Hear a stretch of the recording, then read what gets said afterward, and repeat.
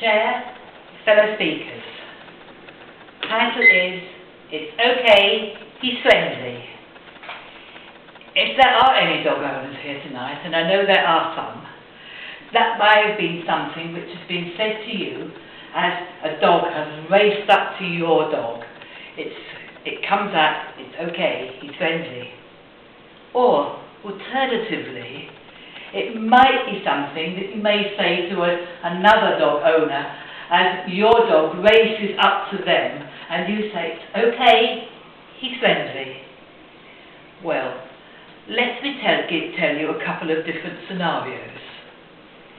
You are walking along the street with your little pooch at your side, and then suddenly this great big hairy monster comes chasing towards you, and then suddenly you hear those words, it's okay, he's friendly.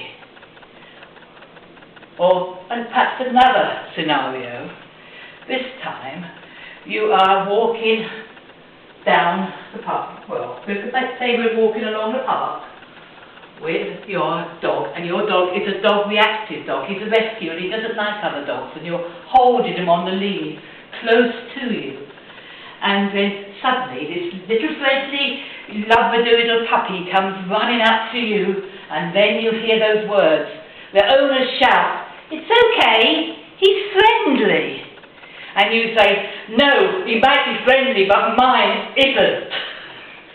Well, that's two scenarios. A third, maybe you're just not a dog owner, and you don't even like dogs, or you might even be frightened of dogs, and you're strolling through the park, just enjoying a day out on your own, and suddenly there it comes at you, this dog, and you look around and there's not an owner to be seen. No one is there, so there's no one to shout it's okay that he's friendly, but you back away. You're scared. You're nervous of this dog, what's coming at you. Well, three different scenarios of being approached by dogs. Well, what should your first course of action be when it looks like either your dog is going to end up as the other dog's dinner, or alternatively, your dog is going to have dinner from the other dog? Well, what should you do?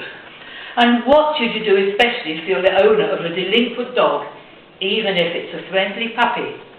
Well, I saw a video recently on social media, and in the video there was this lady.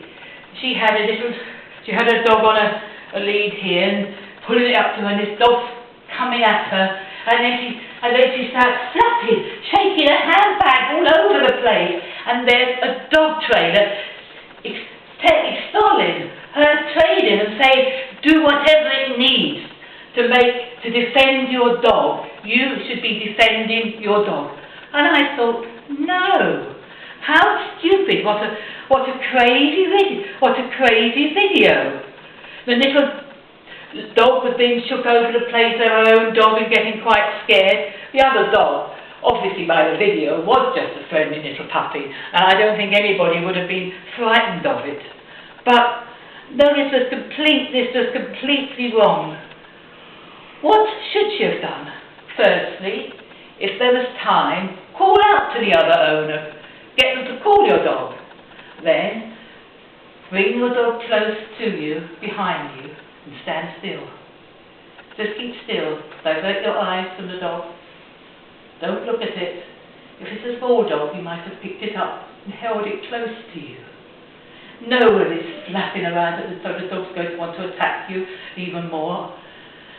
Well, that's what I would suggest that you do. But in fact, very few dogs will run up to you or your dog are aggressive or intent on doing you any harm. But on a positive note, at least the dog trainer was not telling the owner to turn her back on the dog and ignore it. That would have been even worse. Or, no, perhaps worse would have been to have run away from the dog and just made the dog chase her. Well, that's about the video, but let me tell you my own true story.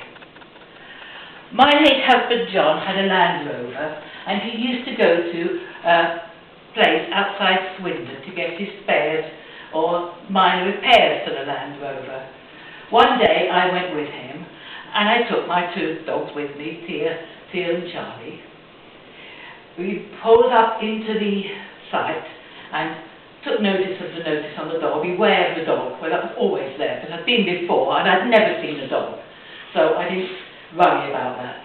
We parked. My husband went off to find the site office. I, as usual, sat in the car, and I got more and more bored. So I got out of the car with my dogs, went for a little walk, and started doing a few little games with them. I had some treats, and I had a clicker with me. Bought it tonight to show you if you don't know what a clicker is.